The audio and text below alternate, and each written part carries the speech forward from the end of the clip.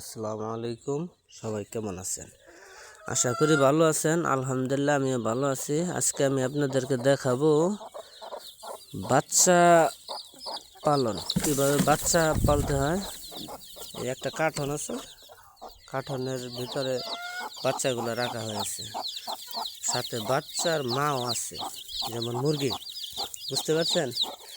কেননা এই কার্টনের যদি রাখা হয় ওই ক্ষেত্রে দেখা যায় যে আমার হিট দিতে হয় না, অনেকটাই গরম থাকে। নিচে খের দেওয়া আছে, নিচে থেকে যেন ঠান্ডা না লাগে। তো এখন এই বাচ্চাগুলারে আজকে আমি দেখাবো যে কীভাবে কী করি আমি নিজে। বাকিরা কী করেন আমাকে জানাবেন দয়া করে। তো এই হচ্ছে মুরগি, বের করে দেওয়া হলো। তো এইখানে আমি কি করব, বাচ্চাগুলো উঠাবো, ঢাকা থেকে বের করে রাখবো।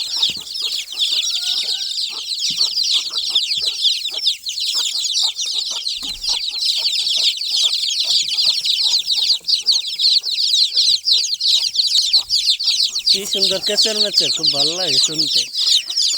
দেখা যাক কি হয় ইন ফিউচার। বাচ্চাগুলোর বয়স হইল 10 দিন, 10 দিন বয়সের বাচ্চা। দেখেন খুব সুন্দর আছে, কোনো একটা অসুস্থ হয় না এখন পর্যন্ত।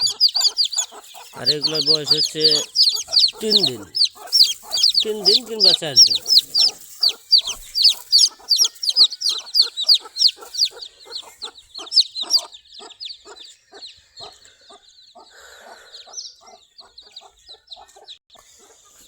বাচ্চা রাখার জন্য একটা খাঁচা আছে, এই খাঁচাটার ভিতরে বাচ্চা রাখলে অনেকটাই সুবিধা হয়। যেমন ঠিকঠাক মধ্যে রোদের তাপ নিতে পারে, কারণ বাচ্চার জন্য রৌদ্রের তাপ অতি গুরুত্বপূর্ণ আমি মনে করি।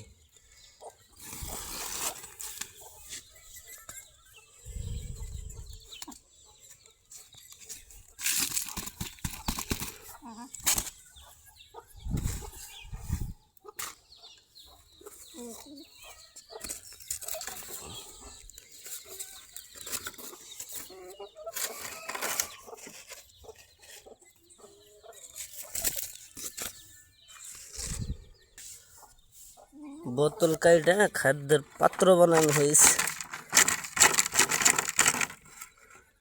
আর এইখানে পানির ব্যবস্থা।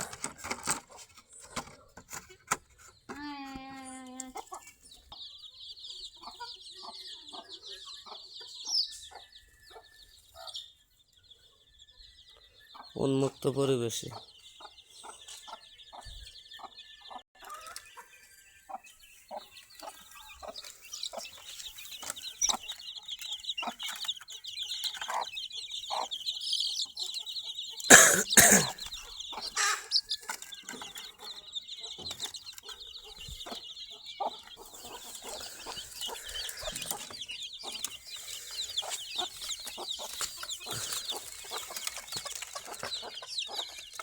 বাচ্চাগুলোর ভিতরে মুরগিটা আলাদা। মুরগি আলাদার কারণ হচ্ছে একসাথে থাকলে অনেক সময় মুরগিরা বাচ্চারা পাড়া দিয়ে মেরে ফেলা মুরগি। তার কারণে মুরগি আলাদা থাকলে বাচ্চাগুলো একটু সুস্থ থাকে, জায়গা কম, সেই জন্য আর কি। এখন সম্পূর্ণ সকালবেলার রোদ মুরগি পাচ্ছে, এভাবে আমি পালন করি, একদম প্রাকৃতিক পরিবেশ।